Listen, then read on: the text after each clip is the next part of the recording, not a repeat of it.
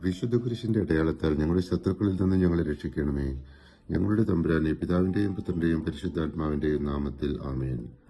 1 കൊറിന്ത്യർ 1-ാം സഭയിലെ വിഭജനങ്ങളെക്കുറിച്ചും ക്രൂശിന്റെ സന്ദേശത്തിന്റെ മഹത്വത്തെക്കുറിച്ചും പഠിപ്പിക്കുന്നു.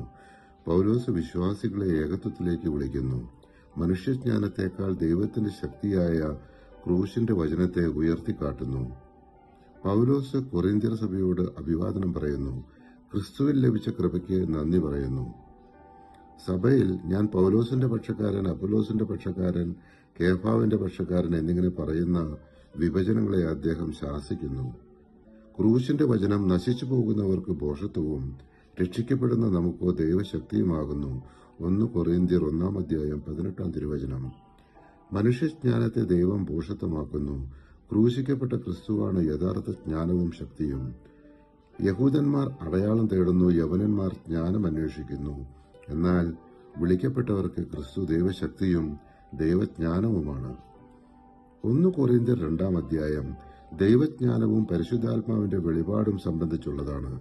പൗലോസ് മനുഷ്യജ്ഞാനത്തിലും വാക്കുകളുടെ അലങ്കാരത്തിലും ആശ്രയിക്കാതെ ക്രൂശിക്കപ്പെട്ട ക്രിസ്തുവിനെ മാത്രം പ്രസംഗിച്ചതായി പറയുന്നു. ദൈവത്തിന്റെ ജ്ഞാനം ലോകജ്ഞാനത്തെക്കാൾ ഉയർന്നതും അത് ആത്മാവിലൂടെ മാത്രമേ മനസ്സിലാകാനാവൂ എന്നും അദ്ദേഹം പഠിപ്പിക്കുന്നു. മനുഷ്യജ്ഞാനത്തിലും വാക്കുകളുടെ അലങ്കാരത്തിലും ആശ്രയിക്കാതെ ക്രൂശിക്കപ്പെട്ട ക്രിസ്തുവിനെ മാത്രം പ്രസംഗിച്ചു.